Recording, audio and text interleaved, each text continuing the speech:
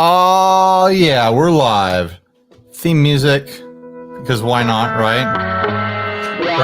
Bam. Blah, blah, blah,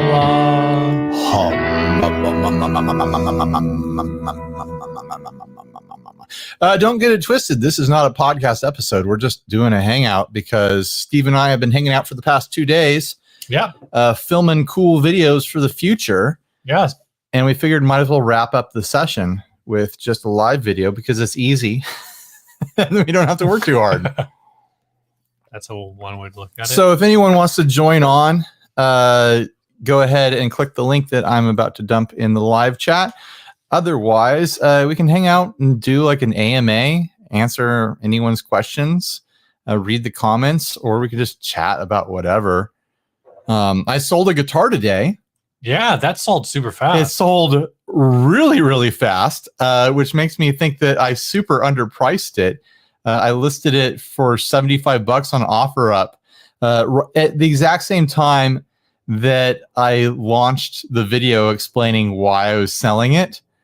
And that thing can't be worth more than $125 like on the best day ever, right? Like I didn't accidentally sell like a high value thing, did I? It's a Barkley, right? Yeah, it was the it's like a Tysco style thing.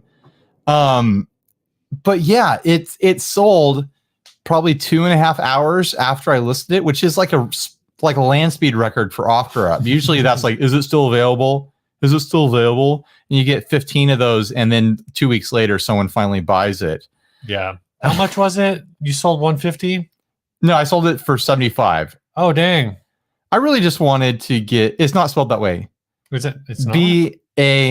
BARCLEY. But things are coming up. I don't know why. Maybe there's another brand called Barkley. Probably. Barkley. But it's spelled with an EY and no K. There's no K. But I got a ton of like people interested in it from watching the video too.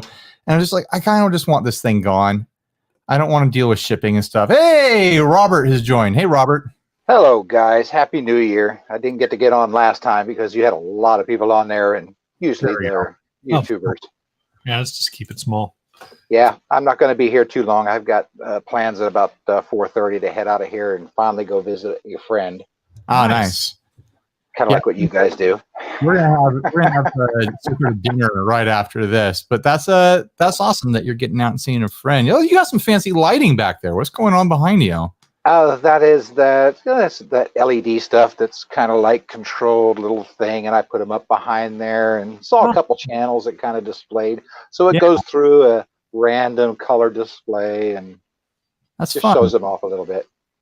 But to show you, Christmas time.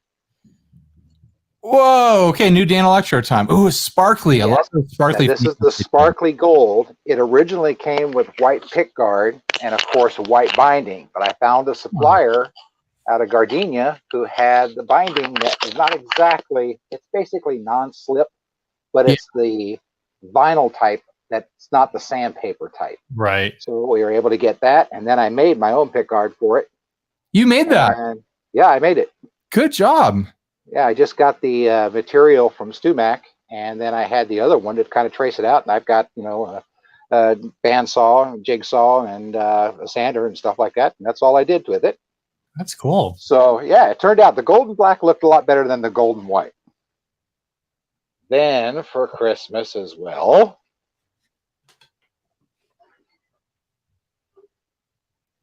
Oh, yeah. with Nice. the full rosewood bridge or the neck. Yeah. That's one of the Ampro ones, right? Yes, exactly. The one thing that I do miss is, the rhythm controls. And I was really seriously thinking about adding them, switching the switch back here. And because I think all the routing is already done. It's just a matter of getting the circuit and a new pick guard. I mean, you cut that pick guard. If you're handy with a router, then you could cut the control cavity, no problem.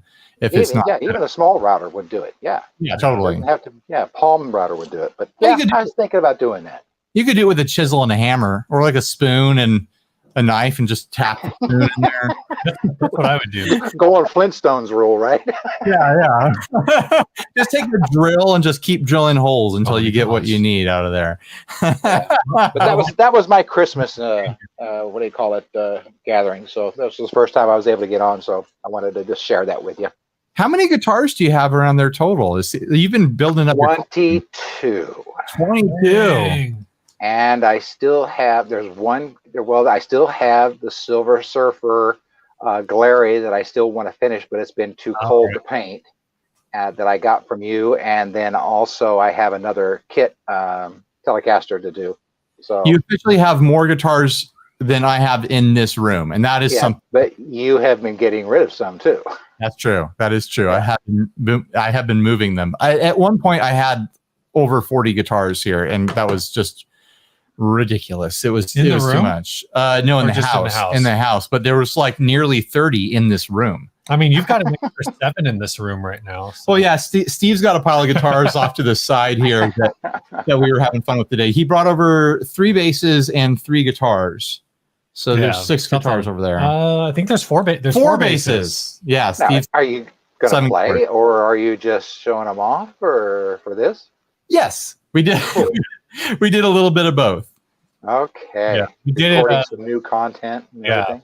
Yeah. Steve took the week off. Usually Steve gets some time off around this time of year for NAMM, but since NAMM's not happening, he just took the week off for fun.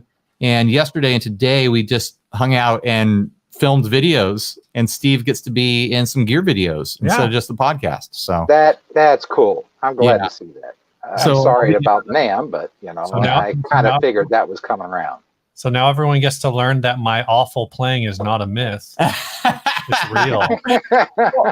I scrubbed through one of the videos today, and the one where we're jamming with a drum machine, you're playing the way I always expect you to play when we're playing live. Like Steve is fine if there's a drum beat to play off of, but then he does this thing where if there's not a drum beat, he like just flails.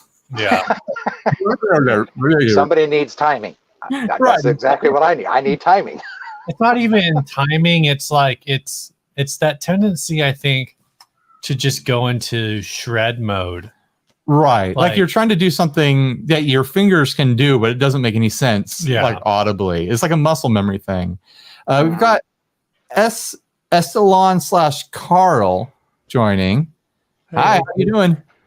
Hey, it's currently like a bit past 1 a.m. Oh my gosh. Yeah, I'm nothing kind of else better to do. Yeah. Where are you?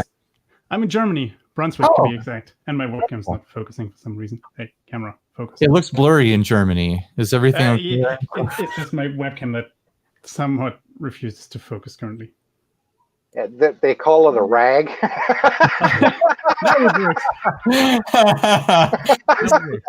It's just trying to like help you out and make you look like dreamy, Yeah, I guess it's just the shitty lighting. I think that's what it is. Because that's what mine will do. The one that I have at home, it'll track slow and it just looks blurry, but it's because the tracking is really weird and the lighting's not balanced right. This should work better.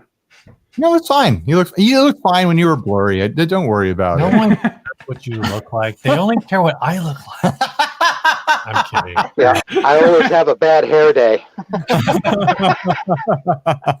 Steve and I were chatting the other day about how we've noticed, like in our social medias and in the various places where we hang out with everyone, we seem to have like a disproportionately high amount of an LGBT audience, and we're trying to figure out why. And maybe we're just like friendly guys, but I kind of want to travel under the assumption that we're just hot. Oh my god! That we're just hot. You've been taking off your shirts during a lot of these webcams and stuff like confirm that. Oh my gosh! Steve, I think we might just be eye candy, and there's nothing wrong with that. There's nothing wrong with that, but it's just so presumptuous. It's got to be the beards. You got your blonde, you got your brunette. I don't want to yuck anyone's yum, but I don't know. I mean, I don't get it. I don't get it if that's what's happening. I will say yesterday we did play some riffs, and today I brought over some gear, and now Robert just brought up the beards. Yeah, so we've got here beards. Yeah, we've got riff gear and Got beards. it all. Yeah, and sometimes we talk about ridiculous reverb, crazy Craigslist, extreme eBay.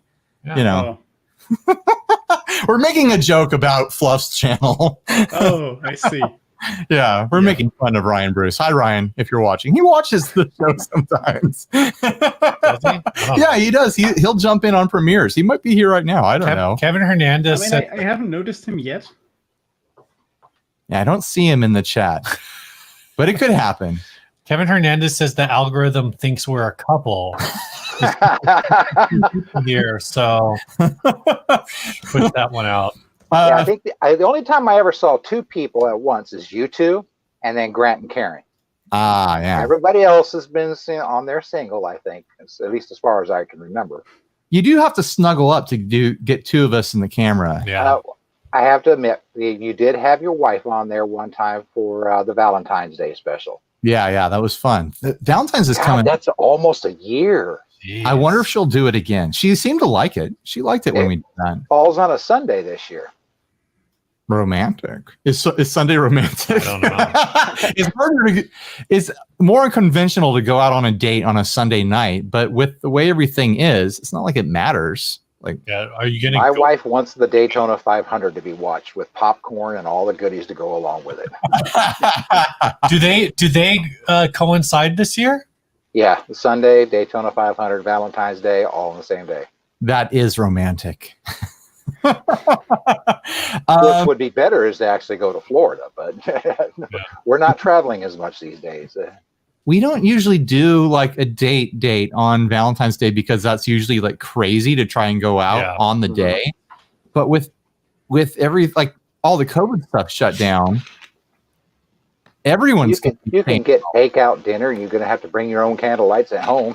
Yeah, everyone's going to be doing takeout. Like Uber Eats is going to be just charging flex pricing like crazy on Valentine's Day. Yeah, I'm going to probably get some takeout Outback on Valentine's Day. I didn't even know get your meat on. You just get some steaks. I should just get some steaks. The real ticket would be trying to get childcare. Yeah. That's going to be tricky. All right. That might be difficult. Tony Dutch is joining. Hey, Tony. Hello. I'm hearing you double now, so I'm trying to figure out how to turn that off. You could just pause the stream, I guess. That's a big point. I mean, there we easy are. Solution. Hello. Where are you at, Tony? Where? I'm also at a little past 1 p.m., I guess. I'm in the Netherlands. Hence Tony Dutch. If he was in France, he would be Tony. We started this just early enough to get just opened up the world here for Europe. Yeah. If we had done this around noon, we could have had normal people from Europe. Now we've got these late night guys. He said we got the Art Bell crowd. Sassy Cat has joined. Sassy. I knew he would come up. Hey, there he is. how's everybody doing Sassy? tonight? Doing good, Sassy. Doing well. How are you all? We're here. We brought on Tony and Sassy like back to back. So Tony, I don't know if you want to say anything about yourself, but if you do, you do. And we didn't let Carl here introduce himself. We either. haven't done anything. We're terrible. Yeah, we're terrible hosts. You guys talk about yourselves all at once so we can absorb it all. I mean, Well, Carl, tell us just what you here. got for Christmas. Go ahead. what I got for Christmas? Well, I got one of those Harley Benton power plant tuners and a new lens for my camera. And one thing I got, well, I got it for myself. I got Ooh. this here, PRS SE. Oh, 24. nice. And the fretwork is friggin' amazing. Like Yeah. the fret ends on this guitar, which cost me like 560 euros, the fret ends are basically mirror polished. Wow. Yeah. And I tried it's, like smooth as fuck. one of those Santana SEs at Toman last time I was there, and I couldn't believe the quality. Like, I would probably be much more likely to buy an SE than any other PRS because of the price point. And then just also like I wouldn't feel like I'd have to baby like an investment or something like that. But man, it was a ton of fun for like 500 or something bucks. So yeah, I'm all about those SEs. Oh, we've got Damien joined on too. Hey, Damien. Damn, I haven't seen him in a long time. So what about you, Tony? What did you get for Christmas? Do you have anything fun sitting around? Well, it was. I guess Christmas came a little bit early for me this year. Like I think it was around November, and one of my friends said, "Hey, at the local, how do you call it, thrift store, they are selling a couple of guitars." And I'm like, that's interesting. So I go there, and well, I think I better just show because Sure. The suspense is killing me. What has he got? Oh, what do I have? Drum roll, please. Probably something. Yeah, Is that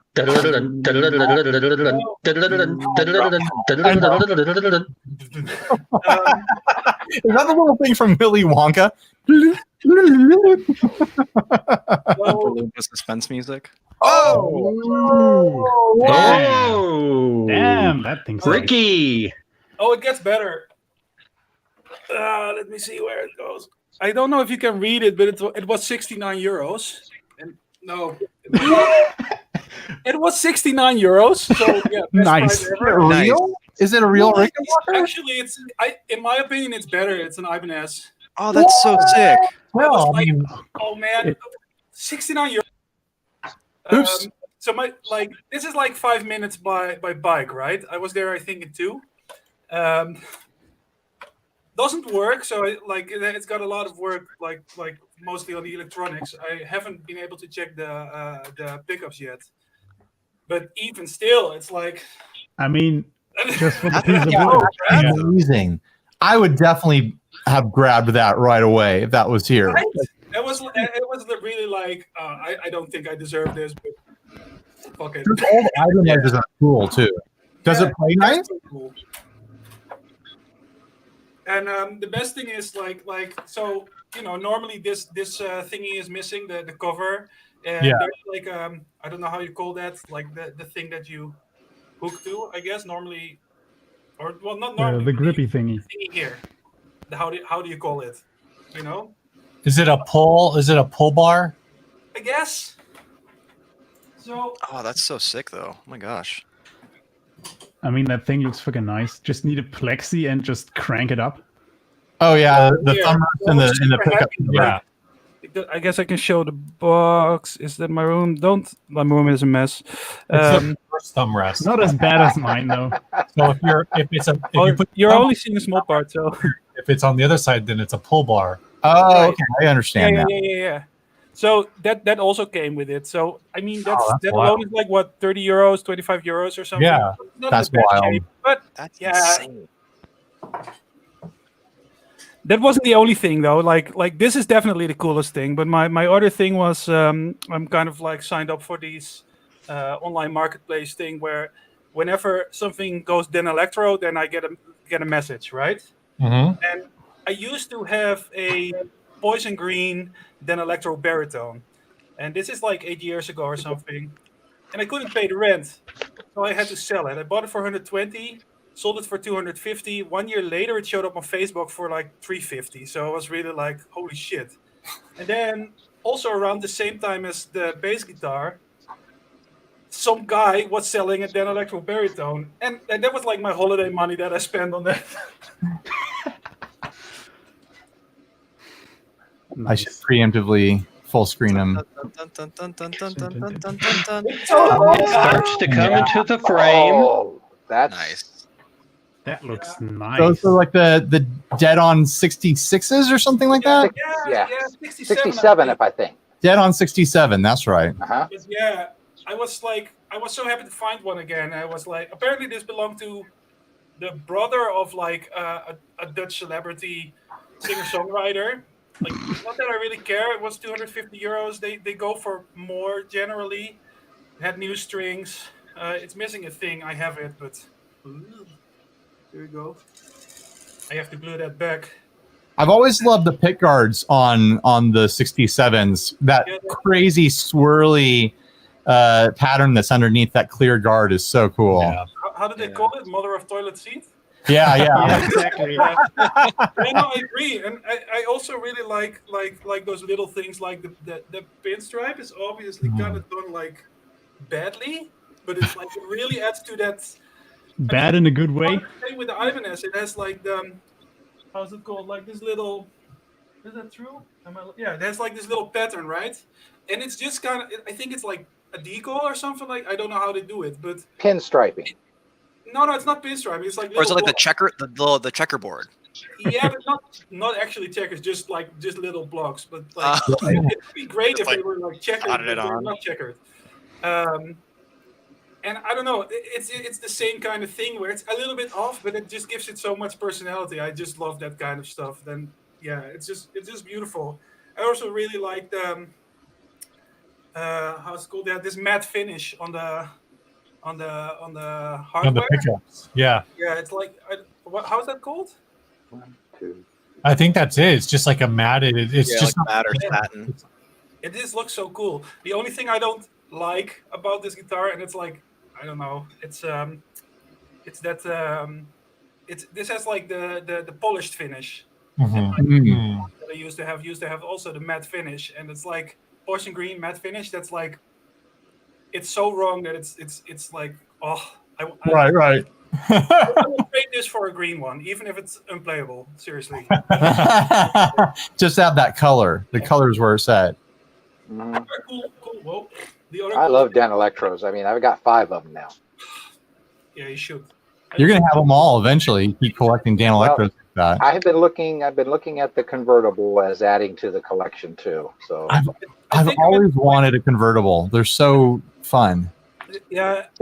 Kind of at the point where I think I'll make one myself, because they're either hard to find, and the new ones they're really good, but they're like kind of too expensive for me. So Yeah. I think I gotta. I'm starting to find like the allure now of Dan Electro. I used to not like them because I was like, oh, they're just like junky, weird like things. But now I'm into that sound. That's the allure. Yeah, that's exactly. Yeah, exactly. I actually really fell in love with the Longhorn basses. Last time I got to play one, and then like in quick succession after playing one, I saw like 2 or 3 different live shows where the bassist was playing a Dan Electro Longhorn. I was like, that's it. If I next time I buy a bass, it's going to be a Dan Electro Longhorn. It's just that's going to be my bass. They're Longhorn, but short scale. Yeah, they're short, and they use the same pickups as the regular Dan Electros, but they just sound. They sound great for bass. I don't know what it is. They just sound so heavy. I have a little bit of actual lore about that. Maybe you guys are familiar with the song Raider Love? Yes. The Golden Earring. That's a Dutch rock band. And the bass player of that band used to play a Longhorn. So there's a little bit of history that I think is cute. That's adorable. Hey guys, I got to get out of here, so I just wanted to say bye, say hi, and enjoy the show tonight, and get more people on there. You bet. Bye, Robert. Have a good one. Take it easy. Say, Robert. Thanks. Oh, now we can talk about him. All right. So here's the deal, Robert. Yeah. Oh man, the thing you guys need to know about Robert. Who even has that much guitars? What? I have 22 too, so yeah. Except mine are all like barn finds or something like that. I don't know. Mine are like half of mine are trash. Well, no, 90% of mine are trash. I think I have one good guitar.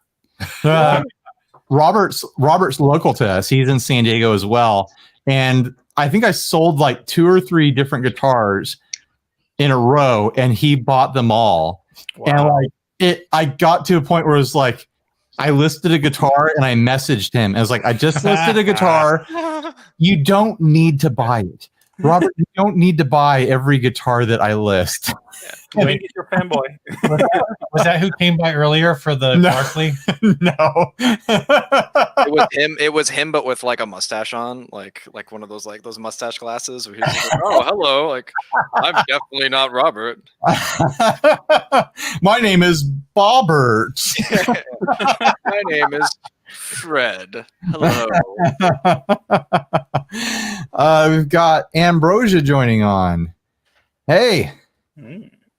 Howdy. Hey, you're Rose from Discord, right? Yeah, Rose. I just made the connection, and Mr. Roboto Cat is back. Man of many names tonight. Yeah. So Ambrosia's. Well, it's a take on the artifacting that I'm suffering with right now. So I'm sure Thank you, Verizon, once again for stellar connection. It wouldn't be a hangout with Sassy without you coming in and out 15 times. What can I say?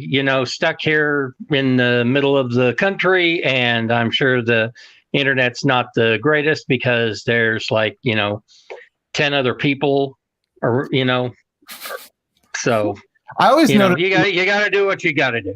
I always notice around here that the internet quality just takes a dive right around like 5 or 6 in the afternoon. I think it's just everybody getting home from work at the same time. Yeah.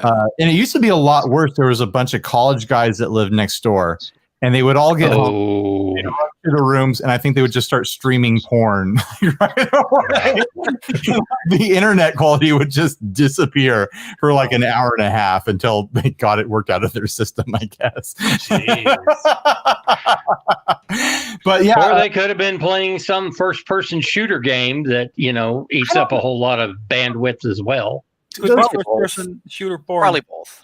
Exactly. Porn, yeah. Probably a combination. Yeah. Call of Booty. Modern warfare. Oh, there you go. Yikes! Wow, that just went there, didn't it? So I wanted to say that Ambrosia down here in the chat, he's the one that sent in this homemade DIY pedal for the recent Affordaboard video. So he hit me up on our Discord and got that sent over here. I already got this one's getting. I'm not going to show their address, of course, but I already got getting shipped out from that video within 5 hours of it coming out. Wow! Whoa. Nice. Yeah. Whoa! Got 2 more. Buy me the. Take a real quick. Show the new look. Yeah. Are you doing like a paint on them or something? Here, y'all. Started painting them and moved everything closer. The webcam's up here. Oh, nice. Everything's the same. Just not big enough. Ooh. My brand on there. Not yet. Yeah. And then I have the. I just finished up the prototype for the deluxe. Oh, nice. Oh. For the germanium. Yeah. Silicon. So 1 bypass switch and 1 switch to switch between a germanium or a silicon circuit. Nice. Looking forward to that. That'll be cool. So is there Well done. Are you going to have some branding with this, as you said? You mentioned something about branding. Yeah, I've been building pedals for a while. I build it's mostly been custom stuff. So I have the logos and everything. I don't have the labels out close enough to grab it. But I've been putting them on like 5090B enclosures, so like normal size pedals, but the mini pedals, there's just no room on them. Yeah. Oh, yeah. Just had a web designer that's been working on getting a website up for me. He just designed a smaller label to be fitting on there. So it's just about affording to print all those new ones because labels aren't cheap. Yeah. That's cool though. And then there was silence. We all were awkward. Awkward silence. Something really cool that I got.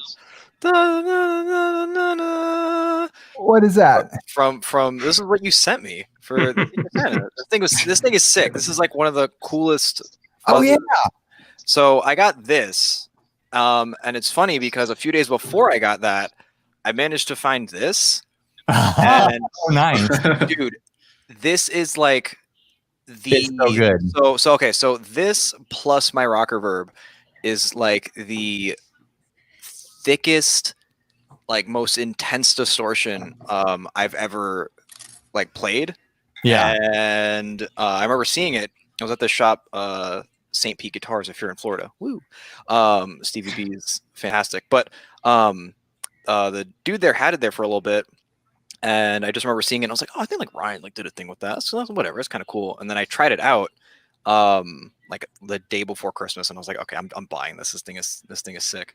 And yeah, it is fantastic. And it has found a spot on my board even though I use like mainly amp distortion, it just sounds like it's just insane. And then that low, what was it? This foot switch for all the low end, it's insane. It's insane. When I use that thing, I leave the low end side on full time. I never use the little toggle switch that takes it's like a mid shift thing or something like that. Like a treble thing or like mid something like that. Yeah, I've just kept it at the right because it feels sounds good. So I haven't really worried too much about it. But that it's just the light on it is ridiculously bright though. It has absolutely illuminated my living room, and it's blinding. I didn't think it was that bright in the store, and then it just. I usually like DoD 250 style pedals that are just kind of like straight and dry and to the point. But that's my favorite of anyone that has added in extra stuff like that. Yeah.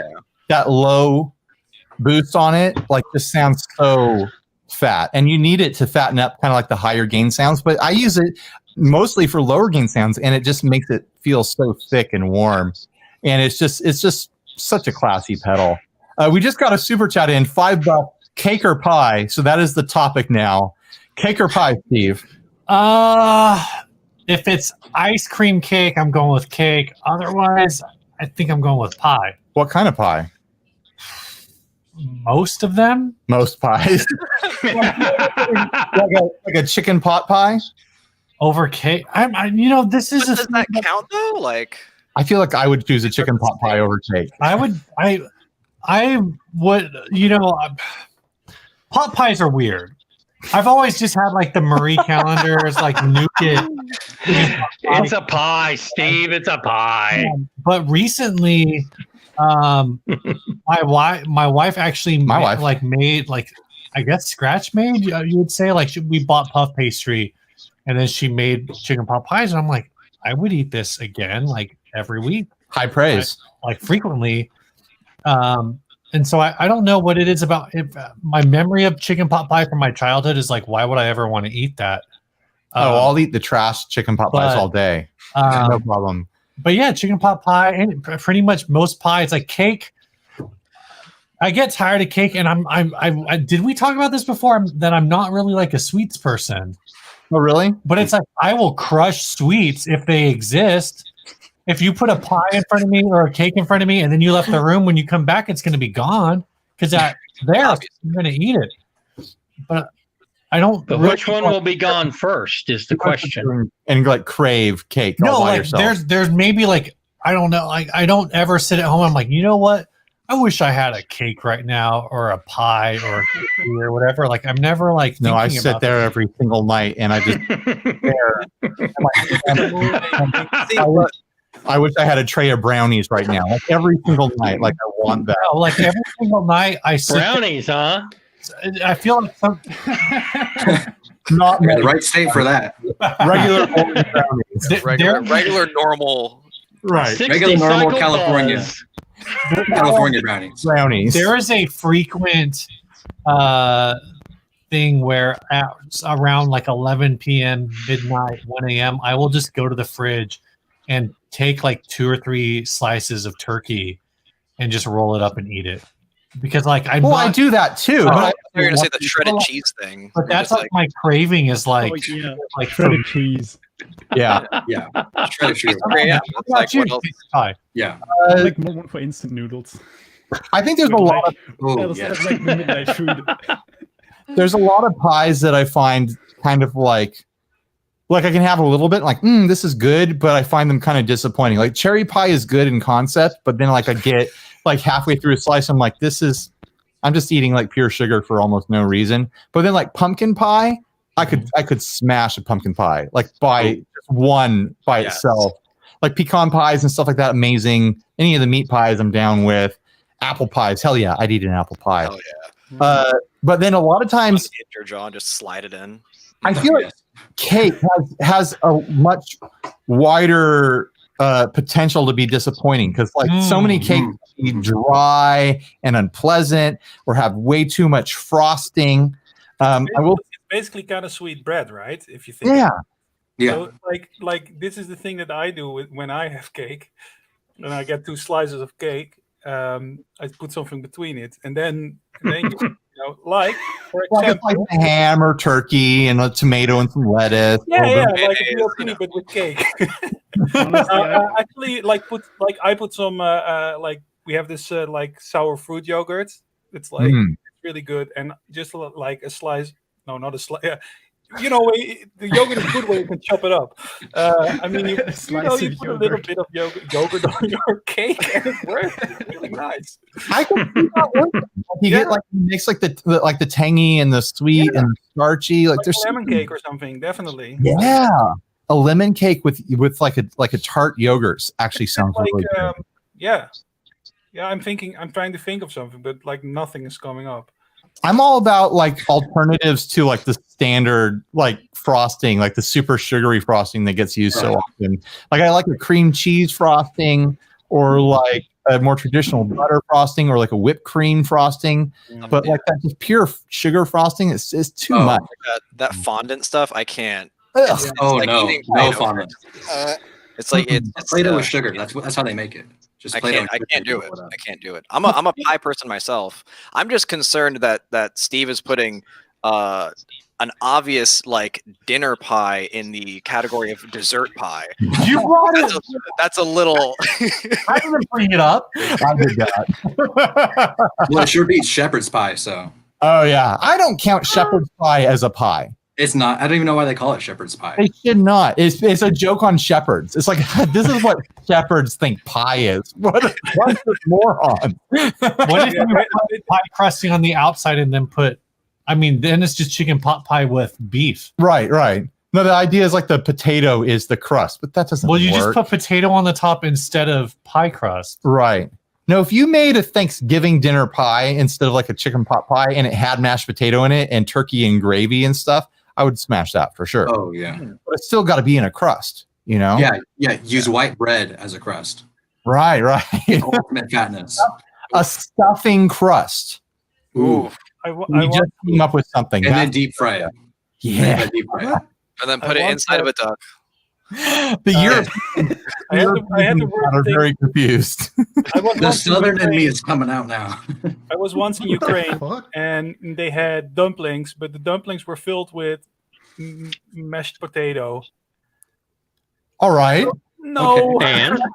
it was like, are you supposed to put gravy on this or something? Didn't know you did in gravy. I really didn't know what to do with it, so it was like it needs something else. That's the point. Like I'm not knocking the Ukrainian kitchen. It's just Right. like I was like, it's potato and dough. It's like I don't know what Something that doesn't get talked about a lot when we talk about tacos and Mexican food here is that potato tacos are actually a thing. Oh, potato Oh tacos. yeah. Oh yeah. Awesome. One of my, rolled tacos or taquitos. Uh-huh. One of my favorite things is a local place does potato taquitos. Oh Are yes. just fantastic. And you would think it wouldn't work because it's starch inside of a corn flour thing. Oh no, it all works once the oil is involved. Oh man, it works. And they Once the season juices are it. flowing, There better be some kind of gravy with it. That's all I'm saying. Well, it's Mexican food, so Yeah. Gravy, sauce, I don't Just care. tapatio. Just tapatio, maybe some Tabasco. That's it. yeah. Hot Tabasco sauce, sounds nice. cheese. Oh, the gravy is guacamole. You get yourself some guacamole, Yes. and that's your gravy. Yeah. As long as you don't put your cottage cheese in it, then it works as gravy. Let's make it a fast vote to wrap up the pie versus cake. I'm gonna vote pie. Cake. Pie. Pie. Cake. Definitely cake. All right, we're kicking all the Blueberry pie. Sassy what got particular. Steve, you I were would have to say I'm pie. I would have to say pumpkin pie if I'm getting particular. Oh, man. Apple pie, but with yogurt. There is this one cake. that I Apple pie posted with in- yogurt. That sounds pretty nice.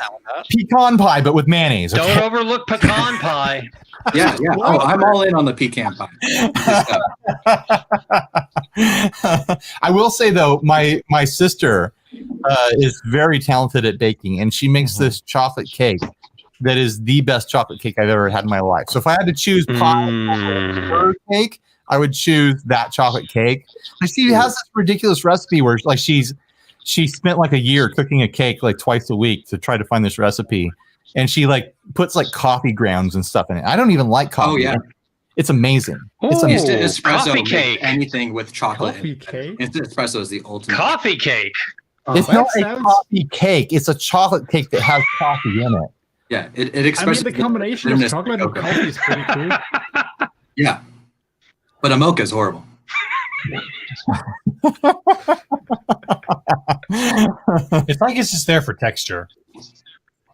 I don't know why I said that.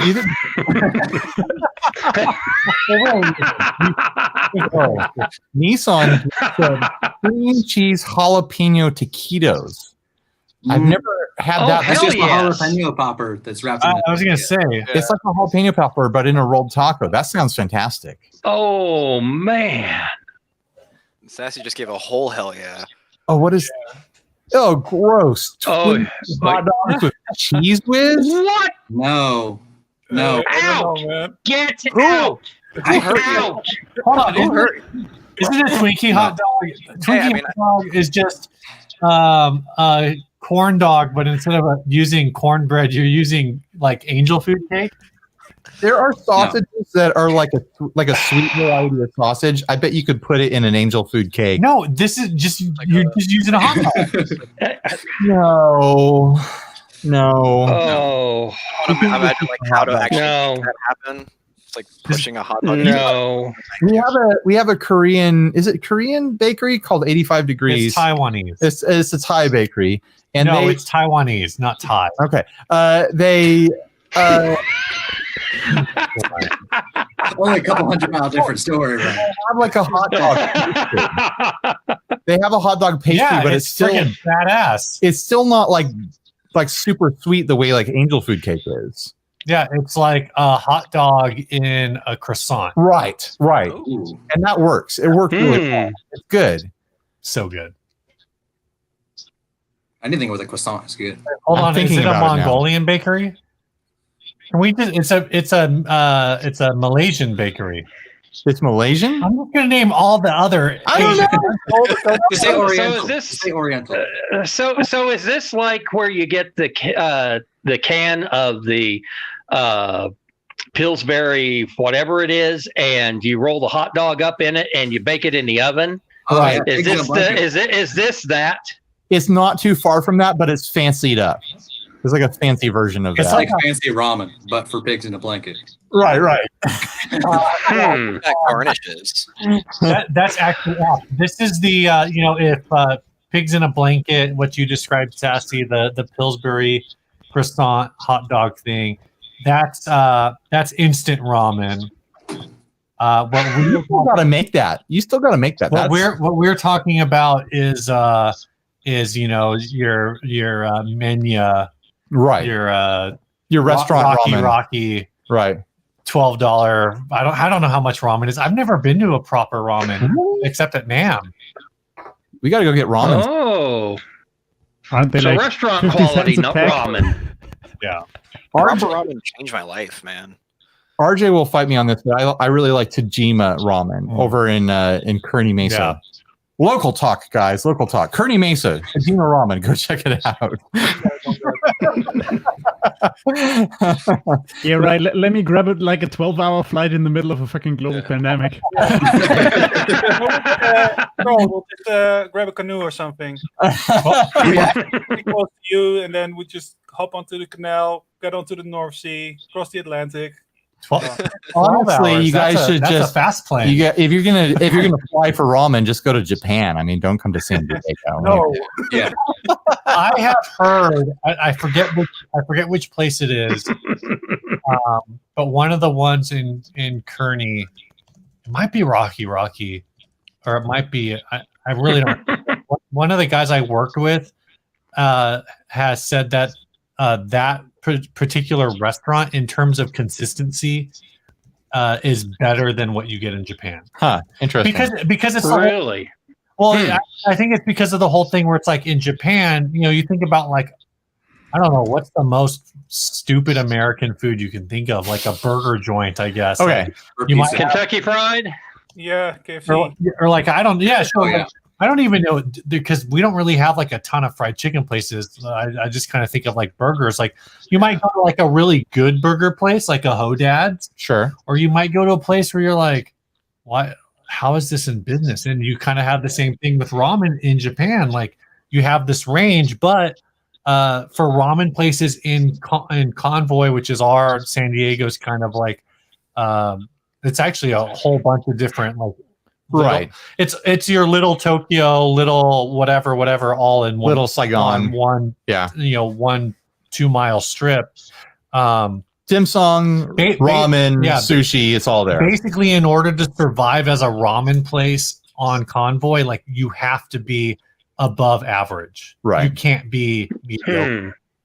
And so it's the same thing. Like you could be a mediocre ramen place in Japan, but that won't cut it in like a niche restaurant zone. Interesting. No, I definitely like ramen. Yeah. I'll say, going back to places that shouldn't exist anymore, I had Carl's Jr. A few weeks back as a matter of convenience because I was getting my car smogged and it was walking distance. Yeah. And it's like, I just got to go eat something. Why is Carl's Jr. such trash? It is gross. What'd you get? Because they hire 11-year-olds. I tried like one of their new burgers that had like steak on it as a topping, but like the whole thing was just gross, and I did not like it at all. I'm like, why is this place still around? I still don't know if I functionally think there's that big of a difference between Carl's Jr. and Burger King. Nah, they're pretty similar. Burger King too, not good. That being said, I would rather have Burger King than like Whataburger. Ugh. I haven't had Whataburger. I had Burger King today. Do they have Whataburger in Kansas City? I can't do Whataburger. You have to. Okay, I don't even like In-N-Out. I mean, In-N-Out's horrible in my opinion. Whoa. Okay. Hey, but last time I was at like some fast food place was like over a year ago. This guy's been talking to Josh Scott over here. Thanks for asking. We got 2 Sassy Cats, artifacting cat. Hey, what can I say? Here's my thing.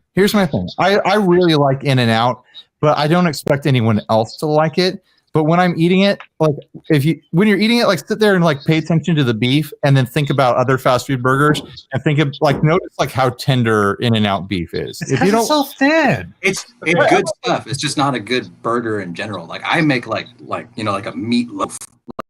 You're talking about a homemade burger versus fast food burger. I mean, if I want a fast food burger, I'm gonna get a Big Mac just because that's what I had until I was like 8. Oh, okay. So I still haven't had a Big Mac.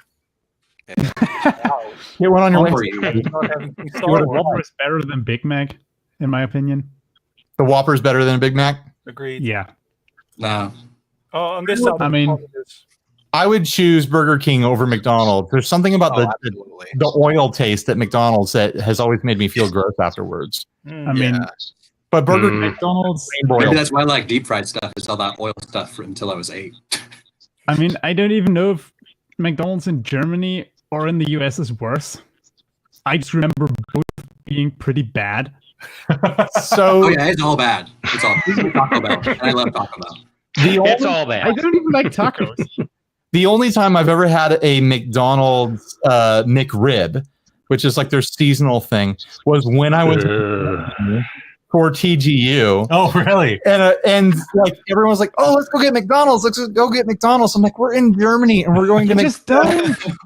But get some German food when you're there. Even like if the you're going, authentic experience. If you're going for German fast food, I would go for the kebab because that's like.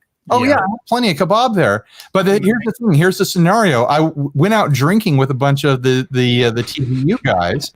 It was me and Jay Leonard J and Vlad, I think, and like a handful of other people we got drinky. We got a little drinky. And it was past closing time for everything else in the neighborhood in Bamberg. And a McDonald's was open. And I was like, could we please find anything else? I'm like, no, we're doing McDonald's. And so I had a McRib at a German McDonald's, and I was fundamentally unimpressed with it. I was like, I don't understand why anyone eats these. I feel that's like a European thing. Like when you have Americans over, you take them to McDonald's just to see their reaction. Yeah. This is what you right here. Here's your American chow. So you can. Yeah. I mean, like, get upset. You're the feeling. Embrace the golden arches. It is your religion. No, but I mean, just like, I wanted to eat like doner kebab twice a day, and then have like schnitzel and bratwurst and everything else. Like I didn't want to eat McDonald's. I mean, one thing you gotta do at least once in your life is have like sauerkraut, but cold and for breakfast.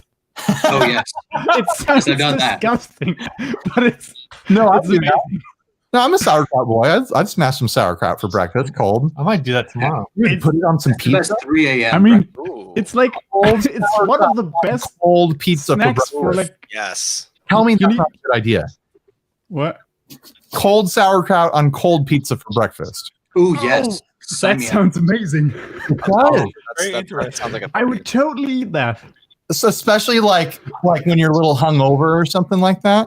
Oh yeah. Oh yeah. What does he want us to do? The super chatter. Can the 7 of you recreate a scene from From what? Caligula. Caligula? What? I'm not familiar. I think I'm it's- Yeah, it's that a plane just flew right Japanese over my head. story. I'm gonna let Damien. Can you explain this? You're the educator in the room. What? I don't know. What? It's one of those. It's one of those shock movies from the 70s, I think. Yeah, It's basically a porn movie, but it's also like an art movie or something like that. I was That's gonna like say, 30 years before my time. Google is telling me that it's Roman emperor. I've watched Charlie Chaplin. That's like 70 years before That my one time. scene from Caligula. Oh, I see the trailer for it. Was that movie that had like animal sex in it or something? There you go. Basically, I think he's either asking that we all have sex with each other or that we all kill each other. Or that we bring in a horse, and we do happen to have a horse. Get in here, Ed. I remember that. Now, once I saw like the trailer pop up for it on Google, it's like, oh, that's that one that's like super controversial because it had all this bestiality stuff in it Isn't or it whatever. Helen Mirren? Oh wow! Yeah, it's Yikes! it's wild. Well, it's trying to do the whole Greek Roman thing, and they got pretty wild. Say the least. Young cats. Does that count as like Rome exploitation? What was that? Rome exploitation? Does that count as Rome exploitation? Yeah, that's a good way to put it. Rome exploitation. One of those movies where the men are smaller loincloths than the women. Yeah. When in Rome. Just gotta show it off, I guess. Do you guys like movies about gladiators? Nah. Only Gladiator. Meh. Like that's the only one. Yeah. I don't which even remember seeing Gladiator. Uh, I just only remember Kit the. Harington. You remember like when he's eating the stuff? That's like the only thing I remember remember from Gladiator. Not entertained. Like that's the Oh only. yeah. This is the best meme. Or almost the best. How are you not entertained? No, there's a scene in Gladiator where he's got a giant wound on him, and it's festering, and there's maggots in it. And one of the other slaves is like, oh, is that spinach dip? And just like, Yep. Ugh. Oh, yeah. I mean, hey, like, I don't know, whatever. Yeah.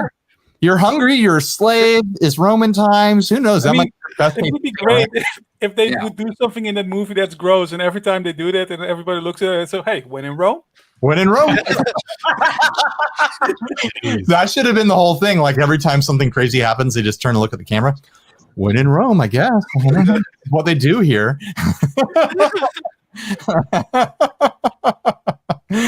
Oh my gosh. I don't know if I would eat like maggots off someone's arm, but I'd be down to eat like a cricket or something. I'd be okay with that. Off of someone's arm. I did that once. Mealworms I mean, are actually good. Yeah, mealworms I don't like. Yeah, But I feed I think mealworms to my frog. bad. I'll Like, split them with them. I'll give me some and I'll give them some, and they're good.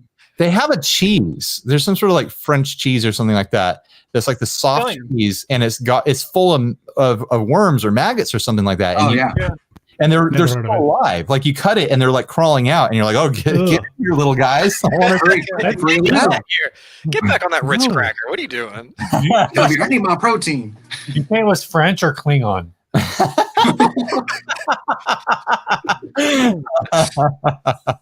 It's not Klingon. What are those worms called? Gah. Gah. Yeah. It's not gah cheese. Gah. Oh, give me a little bit of that French worm cheese and a little bit of Romulan ale, and I'm gonna have a good time.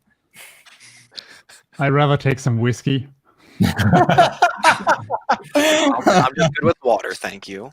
Yeah, I've been getting into whiskey. I smashed. I didn't smash it. I crushed a bottle of Crown Royal that I got just before Christmas. He smashed it, stabbed the bouncer. And now I'm working through a bottle of Costco Canadian whiskey, which is trying to do the same thing. It's pretty good. There you go.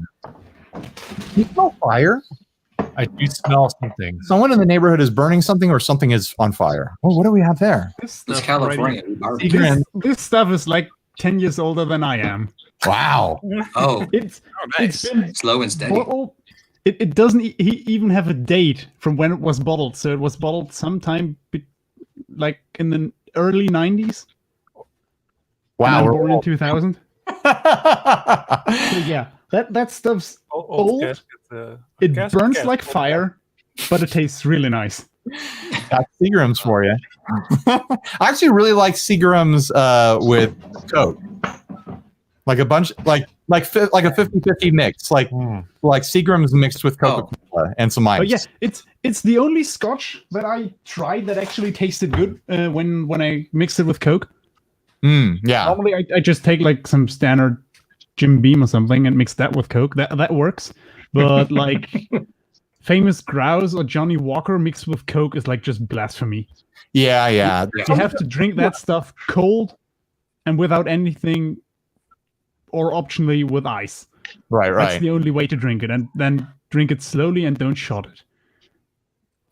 For Johnny Walker, you're saying? Yeah. Just drink it. Young man speaks truth. Listen to him. Mm-hmm. Well, you said Jim Beam too, right? Yeah, Jim Beam mixed with Coke. I don't think of Jim Beam as like a sipping like liquor though. I have Jim Beam is more the stuff to mix with Coke, like right. Yeah, just the standard. Yeah, here Jim Beam is like on the same level as like Jack Daniels, where it's like, oh, that's shots or that's for mixers, you know. Yeah, it's over here too. But then Johnny Walker is like, oh, did your wife just give birth to twins? Did you just graduate? What's going on? I mean, I've got a bottle of Johnny Walker. It's like 12 years old. So when that stuff was put in the keg that it was made in, I was like 8 years old. So yeah, I got that for my 19th birthday. Oh wait, no, I was 7 then, because it's like a year old already. My mom gave me a bottle of whiskey for my 16th birthday. So I got one from my parents. I've got a bottle of rubbing alcohol that's probably good 15, 16 years old. Oh yeah. That'll still do it. That stuff's normally like for mix it with ginger ale or something. It's fine. Yeah. I think I'm gonna bust it out of the wine cellar soon. Blow the dust off of it. Oh, good year. Yeah, let me serve you a very fine rubbing alcohol. Yeah. It's a vintage Walgreens. Yeah. They don't even print this label anymore. That's how vintage it is. This is before they put down what kind of ethanol they used. Yeah, this is, you've heard of 90%. This is 92%. They don't even make it like this anymore. I've got like 94%. But it's mixed with the same measured. stuff that they coated the Nintendo Switch cartridges with, so you can't drink it without like. No, just good thing about that much proof is that you can kind of just breathe it. You just put a glass on the table and just sit around and you get drunk. But then again, you don't have to buy like a bottle of that rubbing alcohol for like €3 to €4 when you could also just go to the store and buy some 40% drinking alcohol for like $4.50. Right. Yeah. Just get the plastic bottle of vodka. Vodka is even more expensive than the German equivalent called Korn. Yeah. It's basically vodka, but made from grain. It tastes like shit. It makes you throw up. It's just utterly disgusting. Sounds like worth drinking. But yeah, or you just get some nice drinks like a bottle of Jägermeister for 11 euros. My brother is a painting contractor, and he told me that a while back someone had left out a cup with denatured alcohol in it. Oh no! And he thought it was his cup for drinking, but they were using it as like a paint thinner, and he accidentally took a swig of it, and he's like, "Oh, that was a bad thing to do." Yeah. And then he was like, "This is actually not that bad." No. Oh. It's super done that. It's I not used a to good work for Sherwin-Williams, and someone left out mineral spirits mixed with acetone, and it tastes horrible. Like I've already had it on my fingers and stuff, and then going and eating something, and you just get it in your mouth. But like, actually, no, Oh don't. no! But they keep it all in water bottles when you work for Sherwin, and they don't. You don't even keep your labels on your water bottles then. So it was horrible.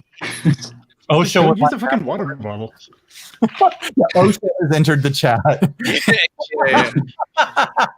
our EH&S yells at us all the time because we will be making like an intermediate buffer, and it'll just be like something that's harmless. But they're like, if there was a fire right now, the firefighters would come here and they just see a bottle full of liquid and they wouldn't know what it is, and then they would just freak out. I'm like, all right, take a step back.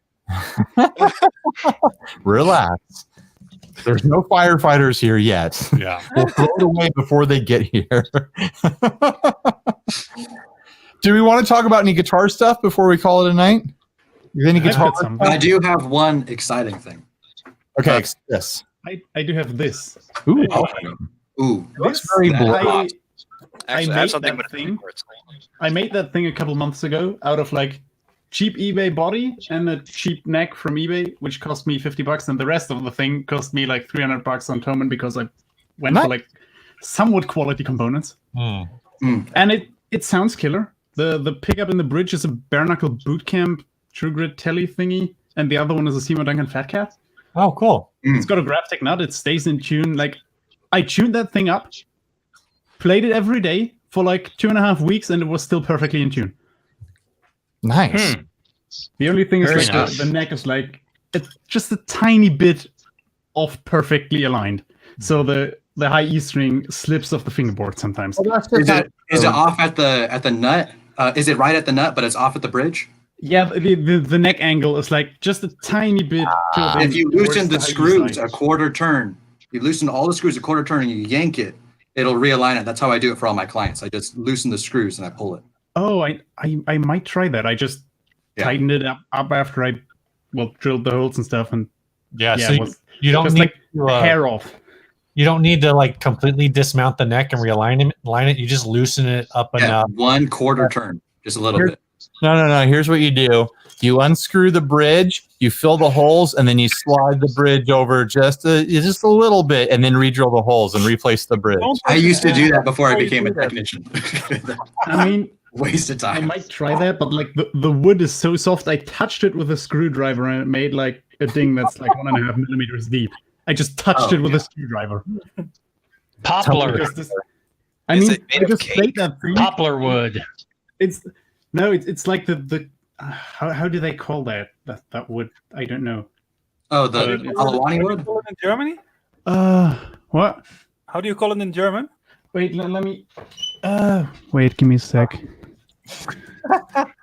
I can. Probably that color. It's either Alawani or it's poplar. Yes, something like that. I need to take a look. Softwood. I got a soft guitar. I'll steal it for myself. Basswood. It's not even basswood. Basswood would be too high quality. I mean, I paid like 24 euros for the body, so yeah. It's whatever wood was laying around at the shop. Whatever wood. It's MDF. All right, what do you this got? one did that too. The soft pine, local pine. When I built this one, and it definitely has that same denting problem. Yeah, I totally feel you on that. Yeah. Well, the thing is, I'm gonna grab something. It relics really nice. I mean, I just played it a tiny little, like I just played it for like the time I had it, which is like just a couple months, and it already has like the fingernail relicing underneath here, and it relicked super fast in like the typical areas, but the neck just doesn't relic because it's got like some poly coat that is like poly. I mean, 25 euros for a guitar neck off of eBay. Right. I mean, if The woodwork is usable, the neck is just like a hair too thick. if the wood is soft enough, if you play it long enough, it'll just start to wear around your body and like conform to the shape of your body and your arm. It'll be like a really comfortable guitar, right? Like the wood will just compress. Yeah. You could just like if you don't like it, you can just kind of push it and mold it into a new shape, like silly putty, right? Gosh. Oh, it's a Play-Doh guitar. Yeah, Play-Doh guitar. Yeah. Yeah, Damien. It's Play-Doh. Could you imagine though? That'd be crazy. Whoa. That'd be fun. Just I playing a guitar. Your would be resonance great. be wonderful. I once saw this ceramic guitar on I don't know, like one of those channels. If you look up ceramic guitar, you'll find it. Oh, the Stumac. Oh, Yeah, Stumac. Yeah, they made us. Yeah, that's a cool guitar. That yes. thing's- that thing's Somebody made a guitar out of ramen. Oh yeah. Ramen, yeah. Yeah. All those videos, I personally started getting really sick of all those. I made a guitar out of pencils. I made a guitar out of crayons. I made a guitar out of The food. Burls art guy. Yeah. I made a guitar out of cement. Did you see the Mario guitar though? Yeah. From Yeah. like Bolt's art, that guy made like the Super Mario pixel art guitar. Oh yeah. That one at least looked cool. The other one was Amazing. just fun. Like It here's just a bunch of looked cool. pencils and resin. It's like okay, all right. Yeah, I mean, after like 20 of those videos, it's just like It's too much. kind of. Here we go. Something. Sky has entered. Hey Sky, how you doing? In before the log. I was waiting for someone to make a video that had like that clickbait element to it, like I made a guitar out of trees, and it would just be like, Oh yeah. Normal. It was a normal guitar. Go there. Just I mean, unless it's made out of like aluminum or carbon fiber or glass or something, it's made out of trees. right. Yeah. Okay, am I here? Because for a second, everyone was just talking over each other, and I was like, "Is there something wrong with my connection?" No, you're here. you Yeah, probably That's right. been happening this whole time. It's You have It's being obnoxious. You have your YouTube open probably. Oh man. something else I got. Woo! Was Oh, one of those like long 90s. guitar.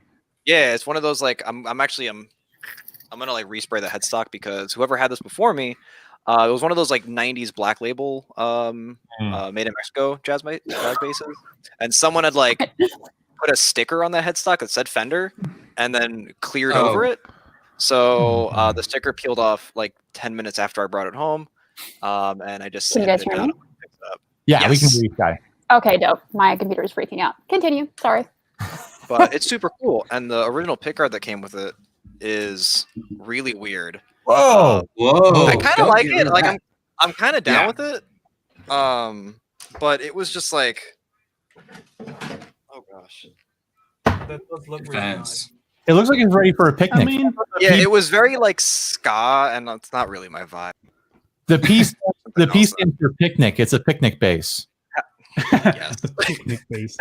Yeah. That's really That's cute. awful.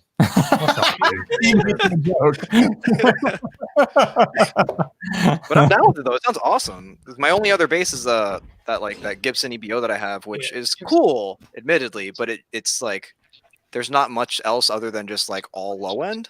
So Oh, yeah. I was messing with this for the past few days, and it sounds amazing. Oh yeah.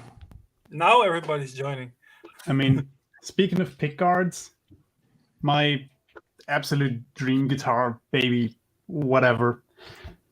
2019 Polar White Fender Player Strat Hmm. Ooh. was the first actual like real guitar I bought. Mhm. Mhm. And yeah, I tried modding it. I tried doing like the Adrian Smith Iron Maiden thing with HSS configuration and a black pickguard, but it just looked like shit. Yeah, the white on Honestly. white just looks really classy. Yeah, it's Yeah. I mean the whites don't perfectly match, but the pickguard is like this off-white mint greeny thing. And it just Yeah. it's just it was perfectly matched when I bought it, but the pickguard just got a tad bit off-white greeny. And Nice. I think It's gonna get more and more fun then. it Yeah, it's just like looks those mint amazing. pick guards And I mean, that there's on Yeah. now. I bought that thing in like 1st of May last year. I ordered it. It was like a B stock on Toman, and I had just enough money for the B stock to order it. And I was like, fuck it, I'm gonna blow all my money on that thing. That must feel so Never good. regret it. And I've played it so much that the frets already started to wear and have like little grooves over here. Nice. Oh yeah, good stuff. Yeah. He's got learned a a lot of riffs on that thing. kung fu grip on those frets, wearing those out already. Oh no, I baby touch it. It's just like me playing a lot of AC/DC riffs. Oh, that's on the right spot. Then you're good. I mean, this thing is just like a fucking rock machine. Nice. It just sounds really nice. Strats are so like they're such funky guitars and concept. Like Strats are super duper weird, but then when you find one that you connect with, like Yeah. you can't argue with it. They just Exactly. work. Yeah. I mean, Yeah. this thing got its quirks. It's got like some weird buzz all up the neck on the G string. Some spots where the frets are a bit buzzy. Not that I care because it still plays fine. And this neck compared to like the one actual Fender Strat that the one single guitar store in my town has, which is like a store that has like 5 guitars. If you were to basically Wait, where are you? is If totally you feel small. comfortable answering. I'm in Brunswick, Germany, like 250k Okay. inhabitants in Germany, so not that many guitarists over here. Sure. Yeah, if you know the band Grail Knights, the singer was the music teacher of one of my brothers before COVID happened. But I mean, that sounds impressive. So I am impressed. I played a custom shop Strat in that store, but this neck feels better than that custom shop. Oh yeah. neck. I just love the neck. It's this modern C profile. It's just perfect. I just They, really they like killed this it with guitar. those player series guitars. Strats are like I don't own a Strat right now, but Strats No, are you need very much a home. Yeah. I don't have the room for them anymore, man. I have too many guitars. I mean, That's and 5. the neck pickup on this thing. I love the neck pickup. Yeah. Everybody loves a neck pickup on a Strat. It's like the best I mean, sound. it's No, it's the neck just in the like this middle. Neck and middle. That's where it's Neck. at. It's the best I quack. neck- The If best I had- plus fuzz. One Yes. one Yes. if I had one setting for the rest of my life, it would be neck and middle on a Strat, and I'd be done. Neck pickup. Years ago, Steve and I went to like this guitar show. It's like it's not like a show where they're showing off, but like it's like a swap meet for selling things. Yeah. And there was a guy who had all these like home built parts Strats, and they only had one pickup, and it was just the neck pickup. Oh yeah. At the time, I didn't get it, but now I totally get it. Yes, sign me up. The Strat neck is like just this lush sound. It's Yeah. like somehow it's really warm and round and lush, but then it still has some sort of trebly bite in there. Yeah. And when you then you can play lead and you can play chords on it, and it just sounds amazing. Has so And when much you then out- take like any amp plus a fuzz pedal, in my case a TC Electronic Rusty Fuzz because I'm a cheapskate. And by the way, it was the 60 cycle hum review that made me buy that thing. I watched a lot of reviews, and yeah, after that and hearing it, I was like, yeah, that's the perfect sound. Sign me up. And slamming an amp with that thing, absolute perfect sound. I just love it. Nice. Speaking of fuzz, I'm just gonna Yes, Ambrosia. I want Ryan and Ambrosia to fight, please, Right. fight. Yeah. Why? over your pedal not winning the fuzz fight. Oh, I was totally okay with that because if I'm gonna be completely honest, when I shifted to him, I actually just found a problem that was in my circuit. When I shifted him, I was like, wait, you need to remove this cable first, which is why the box was open when he went to look. I was like, you got to remove this cable. There's a grounding problem. You got to remove the cable. And warning him not to tune up. I told him not to turn off the pedal because I didn't want him to blow a tube because it's just the output volume. You're supposed to control the gain and the tone from your guitar. That's how I set it up. But that's 400% volume. So 400%. It definitely made the amp sound pretty. It wants to go. I mean, it was interesting to me, like how close the gain character of this was to that K line, which is apparently supposed to be like a fuzz face sort of thing. That would make sense. I took a tone bender circuit and I backed it up, and I took a fuzz face circuit and I kind of melded them together and worked my way forward and just made it sound more like what I wanted to go. In my head, I had the Have a Level of Travel by the Black Keys. I had that sound in my head when I was making it. And once I got it pretty close with my Strat bridge pickup and I flipped over the neck pickup to see if it sounded decent, I was like, I'm leaving it. I'm not touching anything. There you go. It's just been the same. I mean, all this stuff is so subjective. Like, yeah. I mean, people can watch my videos and be like, oh, he said this one was better, that one was worse. It's like, use your ears, guys. Like, I can't decide for you what is actually better or worse. Like, I thought that Fire Fuzz was the loser of the group. Maybe that's the perfect fuzz for someone. I don't know. We got Patrick joining on. You still get them. Oh shit, Nissan, what's up? And we that was a big thing. Well, we talked about it at the top of the show. Like, I've been over here for the last couple of days, like recording, and we discussed that kind of in one of the videos. Like, sometimes something might be labeled as a fuzz, and you decide like, well, I don't really like this as like my go-to fuzz, but if I roll the volume off, it does have a characteristic that I like, so I'm going to use it for this other thing. Mm-hmm.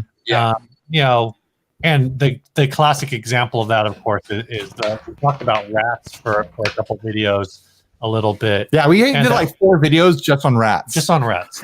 Yeah. Well, I'm actually going to get my 1981 back today, so maybe nice. we should need to do a a rat video. Rat. I mean, versatility-wise, this thing is still amazing. Mm-hmm. I mean, my experience with real full tube amps just started like yesterday, because I bought my first tube amp, which is this thing. 5 watts, all tube, Harley Benton, cost me 130 euros. Yeah. It sounds fucking amazing, Nice. but 5 watts is like too loud, and the 1 watt button just takes down the gain. When you turn it up, it's still as loud as it would be on the 5 watt mode, but it just doesn't have the power amp distortion. Right. I just leave it on 5 watts, crank it to like somewhere between 7 and 10, depending on what type of pickups. And when I then slam that thing with my TC Rusty Fuzz, it just goes to instant purple haze tone. Yeah. Oh, nice. I mean, it's not the exact tone that Hendrix used. Sure. It sounds different, but it still sounds Hendrixy. Yeah. Nice. I just love that tone. It's just way too loud, because my neighbors would complain. Right. They'd kill me if I played for too long. I don't know how my neighbors survive me. I've never gotten one complaint in all the years of doing this stuff. Like yesterday, we were just playing like bass and fuzz like for like 5 hours. I don't know how they put up with this. See, I found sure on the worst one, but what was that? Oops! Oh shoot! This thing has saved my life. The tune-up. So I've been, because I have a like 50-watt rocker verb, which is insane. Damn. And if I try to put it through my 212, I would tear my apartment in half. So I found using this, even just going in with like the DI signal, it has like the cab sim already on it, and it sounds amazing. This thing's sick. Wait, how expensive is that thing? It's like 2 something. Not bad. Wait, let me take a look. It's like 240 euros. They have this one. And then now they have like the Captor X that like does the Captor X does the fancy stuff, which is cool. But like, yeah, like honestly, just like the DI out on the guitar setting, it sounds fantastic. I don't even know what it's supposed to be like modeling there, but it sounds great, and I love it. And this thing is. I'm pretty sure it's just another thing that sounds pretty great even by itself with like the built-in cap sim is like these things. Oh yeah. They're fun. Which one is it? It's like the Friedman-y thingy. It sounds pretty close to a Friedman. It sounds like British tone-ish enough for me. I used it a bit for like recording some stuff DI, or like when playing late at night, can just use it with headphones through my interface. But yeah, I might just look into getting like a cab sim load box thingy at some point, because that little amp has a speaker out at the back, so I could just go into a torpedo without annoying anyone. But then again, it's still like fun to have a loud amp next to you. Yeah, I totally follow that. I have a 120 watt Marshall head, and I plug up 2 Holy shit. in my bedroom. So I like to move some air. Yeah. I don't What even is have like Tony holding up? half of the money to buy such a big Marshall. Well, actually, I paid $150 for it because some guy didn't want it anymore. He had modified Yeah, it. well, He took a digital amp and modified it to hold 2 EL84s, and now it's 120 watt amp, and it is awesome. The cleans are amazing. I'm a huge sucker for Fender, but like the cleans are amazing. Like I get some Little Wing stuff out of that. It's awesome. oh, nice. I'm So like you got the absolute opposite. I'm like the total Marshall guy. Honestly, if I had the space and the money, I would go for like the Marshall Studio Vintage combo, the 20 watt Plexi 1x10 combo, just because it's Those a are combo, and I wouldn't need to buy another cabinet because that would be like too expensive to spend like another $500 on a cab to get like the 412 or 212. Yeah. Heads up, Tony's Because, like- trying to steal your thunder. I don't know what's going on over where he is, but I'm seeing some amps, seeing some distractions. I wish I had the hell, space for amps because He's like, one-upping all of us. my room is like Wow. about that big. Yeah. Because I'm too I, He's I got hella used to have amps. a 13 square meter room, and I managed to fit all of that in, but that was before I had 22 guitars. 22. Square meters to 25, so that's like a fair amount bigger. But yeah, that's like tube amp that I got built by a guy somewhere in the Netherlands, and it was quite cheap. And I gave him my first guitar for a discount because I was already looking for something else. And that thing has served me really well. And that's a 50 watt amp, but I generally have it just really low and just use it for the clean. So it was like, Okay. it's I don't know. I think it's a bit of overkill.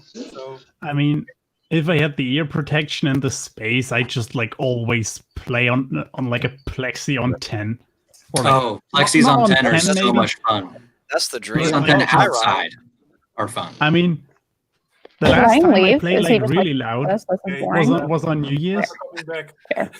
We're not partying enough I- for Wow. I mean, I introduced the new year because that PRS I got on the 31st of December.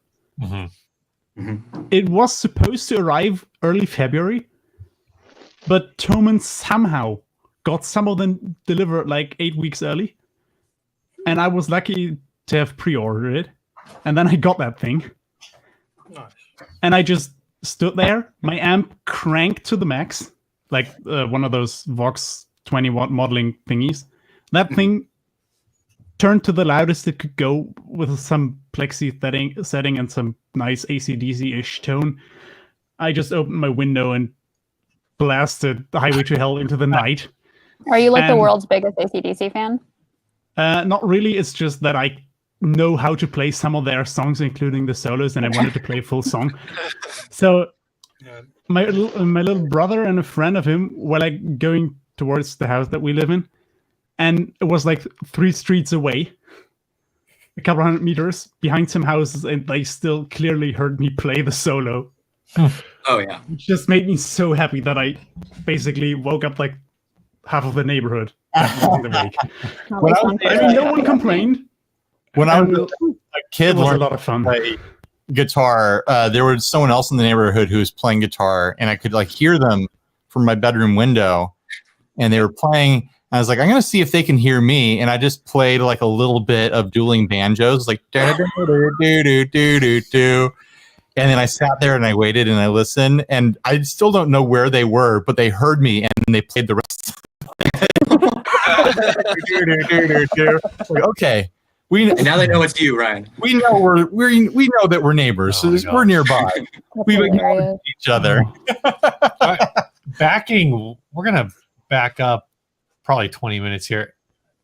Ambrosia, you started to share something, and then we started talking about other stuff. Do you remember what that was? Yeah, I have it sitting right in front of me. I went on Reverb and I was looking for a muff because everyone's telling me like you need a muff, and so I looked for a muff and I had 4 lined up, and when I went to go buy one the next day because I was too tired and crashed, they were all gone, and so I went looking for the cheapest one I could find because I have the affordable budget, and I found a $30 big muff that had been painted over by an emo band, Oh, like hell yeah. house So paint. jealous. Thick coat, you could see the brush marks, but I cleaned it up, and so now I have a $30 NYC 2009 Big Muff. Oh, nice. rocks. I mean, like I'm loud, but I mean, like the floorboards move while I play it. It's Hell yeah. You've got a big enough enclosure there that you could put like 14 other fuzz pedals in it. Oh, yeah. I'm tempted to put. I have the prototype on my board, and I'm tempted to put it on top of the big muff, because right now my board. Actually, I won't unplug it because the Marshall's on.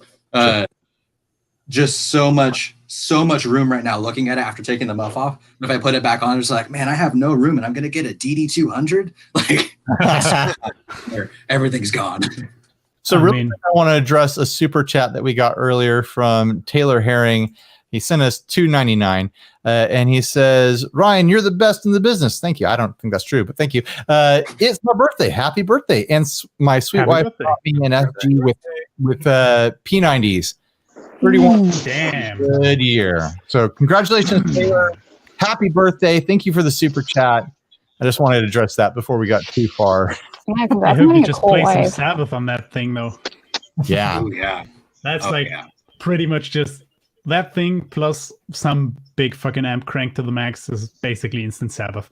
Yeah. Yeah. Or even just a little amp. I mean, if you crank a little amp, it'll move some air. Just some cranked amp. Something cranked. Yeah. Find something. Turn the volume all the way up. I don't care if it's your TV. I don't care if it's your the volume. Plug it into your car. It just turned up on the inside of the car. Your Volkswagen Close the like windows. flashed it in 2009. Just Right. Yeah. Slash. They had too many people for those commercials. John Mayer and Slash on the same commercial, but different commercials. That doesn't work. Volkswagen was losing it there. What? They did commercials using musicians? Never heard of that. Yeah, you don't remember when Volkswagen put out the commercial for the Beetle? What was it? It was after Continuum, right? Can you say the company name again? Volkswagen. Wow. It's called Volkswagen. I have a German family on the southern side, and then a bunch of immigrants. So I have very white and Latino. I thought you were just casually being a badass. I mean, no. I was raised by my grandmother, who just gonna drop this proper pronunciation. Yeah, I mean, one of the Volkswagen factories is in the city that I live in. Yeah. So I don't remember how long ago it was. Was it like 2009, 2010? They, for one of the versions of the new Beetle, or I guess it's just the Beetle now. The ugly one. It looks like a lady. It's actually called the Käfer over here. Like the nickname. I don't know. It was like the Volkswagen 1300 something, whatever, back when it was.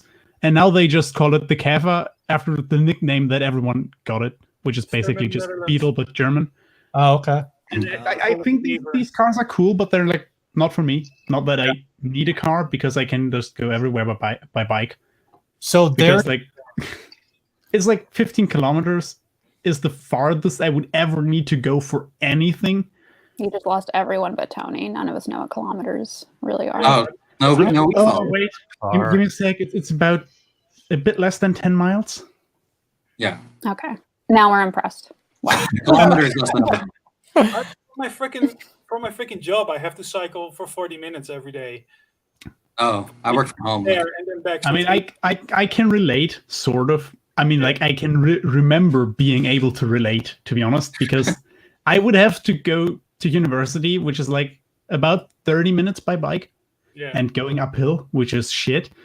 But I want to live in the Netherlands because everything here is super flat. Yeah. Uphill both ways in the snow. Where I live. Oh yeah. Basically, when I was a kid, I had a job at a grocery store. That one route where you have to go like multiple hills and then up a giant hill. I had a job at a grocery store when I was a teenager, and I would have to ride my bike there. And I would work these opening shifts where I'd have to be there at like 4 a.m. or something like that. And then more than once, I fell asleep riding my bicycle. Which is impossible. Somehow less dangerous than falling asleep driving a car, but also really super dangerous for myself. Like less dangerous for everyone else, but still very dangerous for myself. Did you ever crash your bike into the back of a parked car? No. Oh yeah, done that.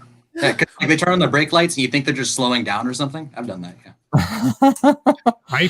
My brother did that. My brother crashed into the back of a parked car because my little brother crashed into a fucking garbage bin. Good for him. How little is his brother? Full on into a garbage bin for some reason. Did he How old is he? Now he's 14 and he was like 12 or 13 at the time. Okay, acceptable. He That's just all right. wasn't paying attention, I guess, and was too busy arguing with my mom, I guess. So yeah, he just looking behind him, not seeing where he was going. I had Wow, this it's a friend little and he brother would move. cycle, like when he was cycling, like we used to cycle to church together, and he would also cycle next to me. But like, so you know, you can cycle in several different ways, and one of the ways that he would do it, he would always be standing on his how do you call it? The things you step on. the pedals. Pedals? Pedals, yes, thanks. We're talking about pedals, right?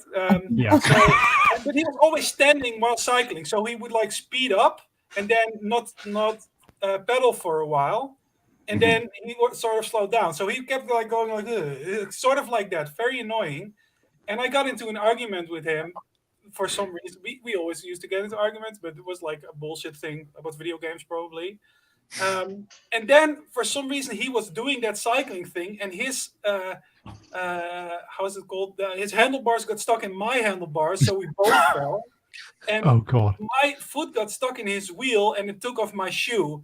And I shouted like in my anger, I shouted, "Even my shoe came off!" Oh god. It's like, and we still go back to this, and this is like 20 years ago. It's like Right. whenever I'm going Maybe. anywhere with him, I'll bring that up. It's like it's never gonna outlive this. I hope that people are like clicking on this YouTube right now, being like, "Can't wait to hear about Yeah. cars." Yeah. There's a Oh, show me what you got. Heck yeah. Even my shoe. Like, oh. Well, earlier we were talking about cake versus pie. I mean, we have not been on topic for most The of content on this channel, I will say, Ryan, is pretty wild. I never know what's going to happen on here. Yeah. Not guitar related a lot of the time. But to bring it back really quickly, I was just looking it up. So those Volkswagen First X, there's a few on Reverb right now.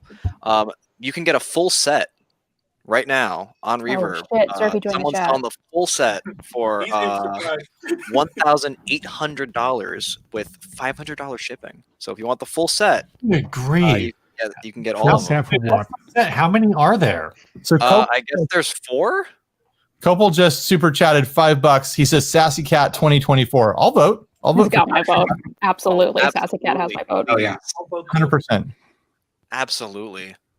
But he has to be like in a tank top or maybe even shirtless. When Bikini top. Bikini top. bikini top. Forget the guitar. What I forgot about this, we were talking about this. And the flag has to have like the Sassy Cat on it with the glasses, like his like. Aww. Sassy president for a sassy nation. I don't want him to run under his Christian name. I want him to run under Sassy Cat. I want to vote for Sassy Cat. I'm not going to write him in. I want him to be one of the checkmark candidates. Yes. Sassy Cat. Yeah. I will vote for you, Sassy. Run for president. With graphic design, right? Yeah, I'll make it happen. So what's going to happen by 2024? It's going to be Sassy Cat versus like Grumpy Dog, and it's going to be Oh no. No. Sassy Cat versus Joe Exotic. There it But is. who wants a Grumpy Dog as a president when you could have a Sassy Cat? I mean, come on. Yeah. It just sounds better too. President Sassy Cat. Incredible. Oh, yeah. I mean, I love that. you know what the funny thing is? Like the US basically be like, the world is burning. Everyone else in the fucking world be there like 3D glasses and popcorn. Yeah, and we deserve it. So Yeah. Sassy Cat We had 2024. it come. Meow. Sassy Cat will fix it all. yeah. Who would be Sassy's vice president? So that's what that's the I don't question. that's know. burning. Some Isn't random that what we guitar. were talking about before? Just a Kuvave. That wouldn't person have- who came into the live the other day in like a psychedelic shirt, who was just like fucking terrifying, like the scary vibes guy. I nominate that guy, Forgot about that. especially if he's Poo Ninja. Poo Ninja. Oh, there we go. Sassy Cat with Sassy Vice Cat President Poo Poo Ninja. That sounds fun. I'm all down. I'm It all can't be down. worse, right? Like it can only get better. Oh Mhm. no. That's already the best. You can't go better from there. Yeah. Daryl M says Grumpy Dog needs to be the VP. Okay. Then You yeah, need a- Sassy Cat. We need a full list of policy proposals by the end of the week, please. So that Yeah. we can get Drop the campaign it. Drop really it in rolling. Discord, Sassy. If you're Because in the there. second the 21st hits, campaigns are going to start rolling. Yeah, hitting the ground. We need to get this now. Right. Yeah, before Kanye says something stupid. You could have Department of Homeland Security's, deputy dog or something. I'm just going to say I'm not worried about Kanye doing something stupid because that's a given. That's going to happen. I'm worried what's going to happen when Kanye does something smart. Then we're all screwed. Oh, yeah. No. Spooky. Playing that 7D chess. As soon as Kanye does something smart, that's when all he was replaced by a imposter. That's not the real Kanye. Yeah. Kanye kind of sus. The real Kanye, the real Avril Lavigne, the real Paul McCartney are like all on an island together somewhere. Just living their life. New Kanye is going to emerge from a cave somewhere, and he's like, "Hey everyone, I'm Kanye. I'm going to drop the hottest new thing on this. This is going to change the world. I present to you cold fusion, and it'll actually work. He will have invented cold fusion, and it'll change the world." And we'll be like, "There's no way that's Kanye. That's a replacement Kanye." I think it's amazing to just have someone appear and go like, "Hey everyone, I'm Kanye." And we'll be like, "Okay, all right. I'm on board with this." More. I mean, invented cold fusion. The giveaway if Kanye was introducing himself like that would be that it sounds way too much like you, Ryan. Hey everyone, Kanye here.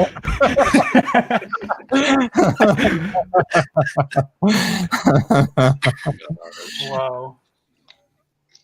How did we end here? I don't know. This is a quick rabbit trail from letting us talk about gear. Right. Well, Steve and I have just been doing gear videos for 2 days straight now, so we needed a break. Yeah, this works. Also, we're not podcasting officially tonight, so we thought it would be fun to go live and have a hangout. Yeah. We're here. Do some cool hangs. Right now, we're just sick hangs, bro. We're just waiting for my wife to get back with the Mexican food, and then we're going to be done. Yes. So, I mean, we love you guys, but the moment the food's here, we're done.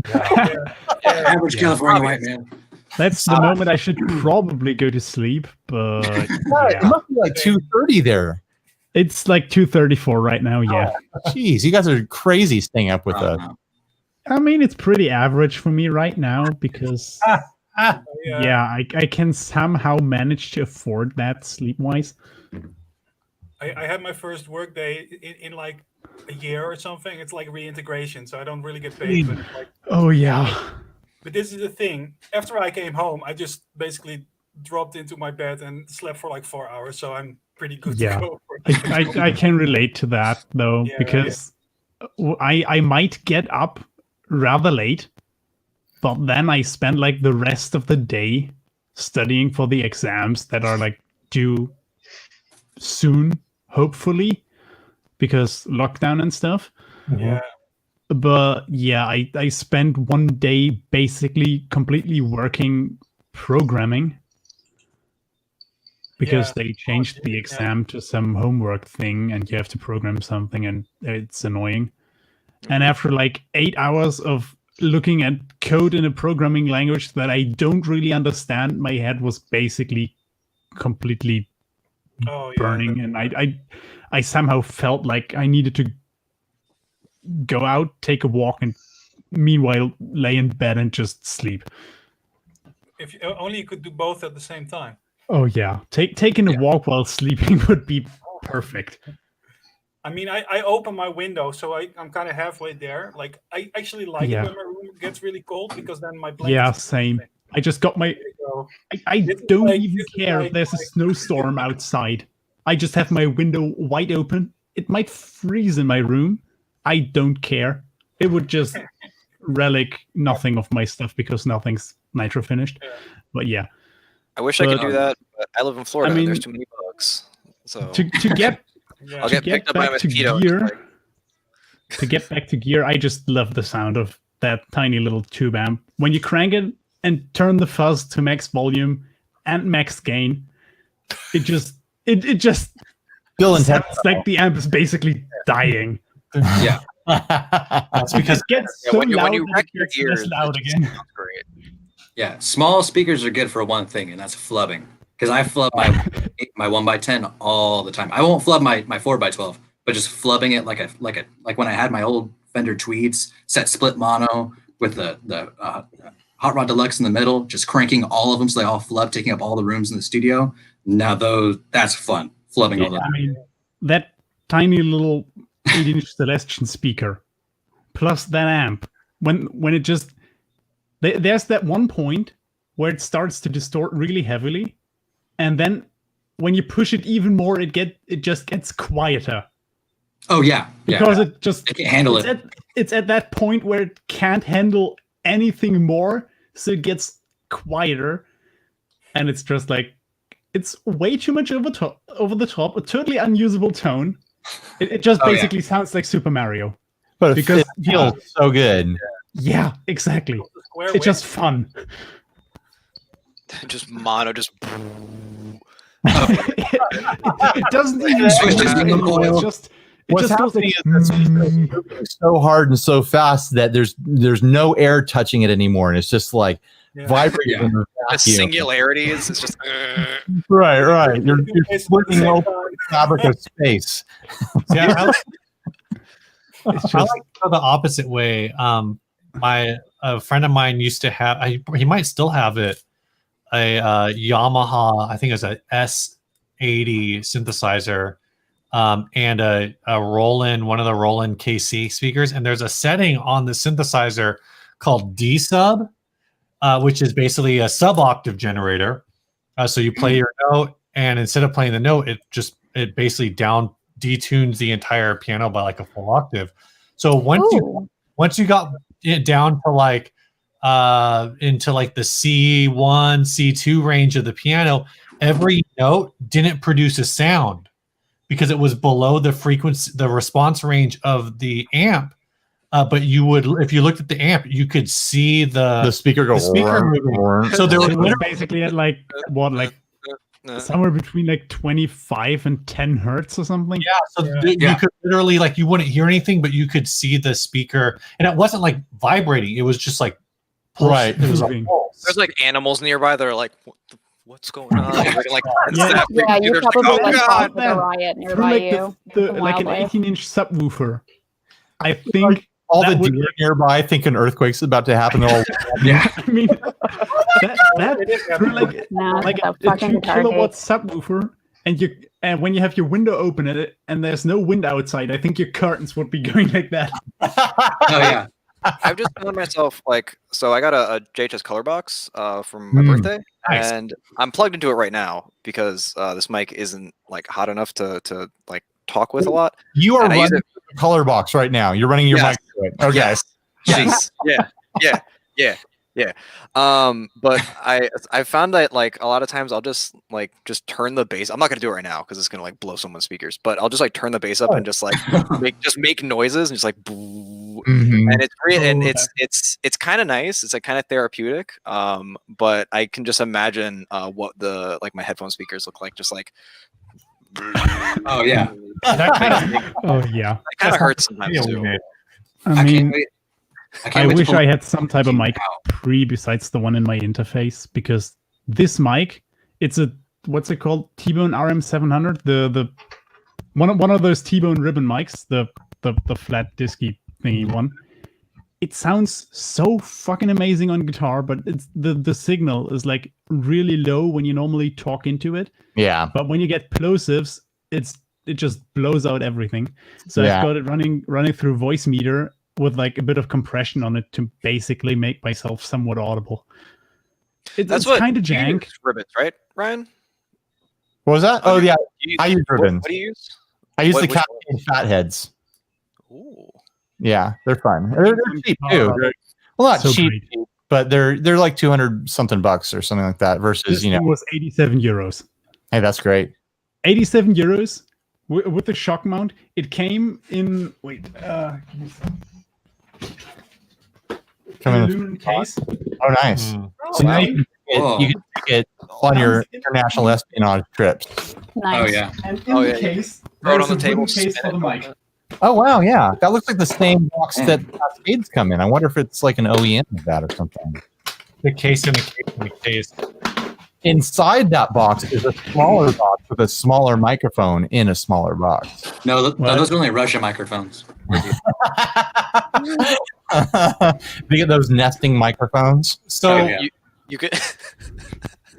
So we're coming up on 2 hours, so we're going to wrap up in about 10, 15 minutes. Yeah. But before you joined Sky, you mentioned that you had both questions and comments. Oh no, did I say that? Yeah, I mean, it sounds like me. First of all, Ryan, did you talk to Twuba? I talked to her like last week, and I saw she followed you on Instagram. Oh, she did? I haven't had the guts to hit her up yet. Well, she's down. She's primed, like follow you on Instagram. You primed the pump. I'll hit her up. I had no idea. Hey. Knew that we existed. Yeah, I'll hit her up for sure. I love her channel. She's wild. She's great. She's really funny. I mean, my other question, I just wanted to know if you guys lost like a bunch of subscribers after Steve was like, "Hey."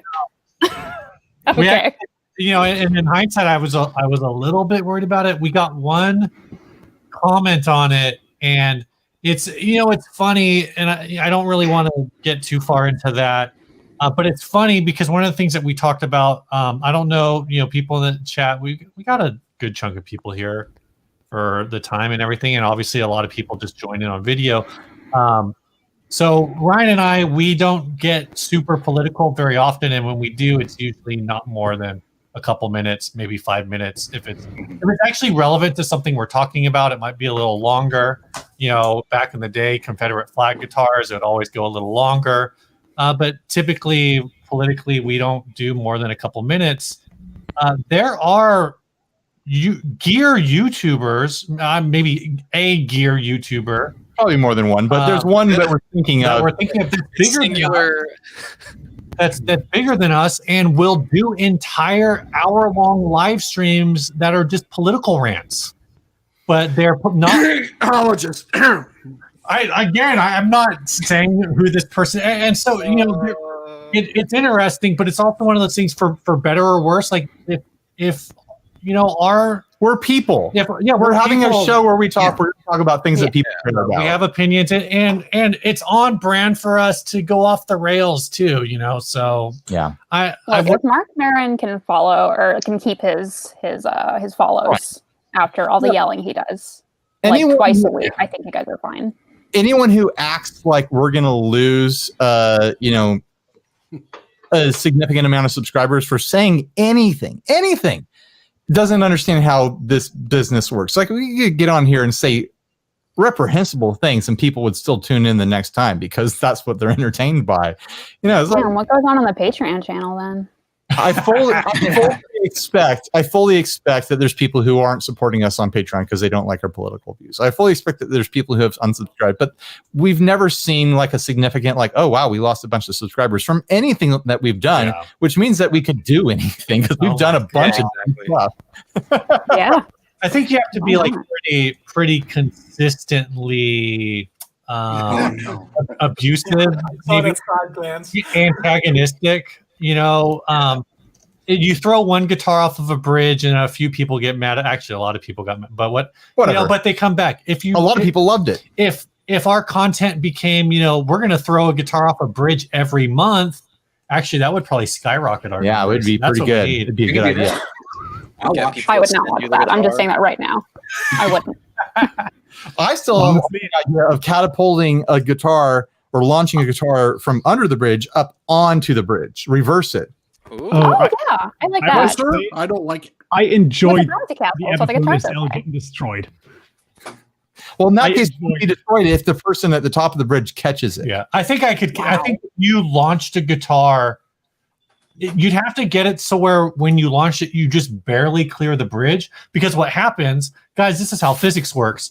Zero grav, yeah. Basically, yeah. If you barely clear the edge of the bridge, the person who's catching it will be catching the guitar at like near zero velocity. Yeah, that's perfect. Guys, I think you guys should try this. I think you guys should stream it. I would watch that. If I can be assured that you guys are going to make sure the guitar's okay, I'll watch it. Here's my question. Me and Steve would make too much physics out of it. Bungee guitars, man. Bungee guitars. Bungee guitars. Oh, yeah. Here's my go. And homework for everyone. We've got to close this out. Food is ready. My wife says Ryan is up for dinner. homework time until the next episode. What is the maximum velocity of an airborne Squire Telecaster? All right. Thanks for watching, everyone.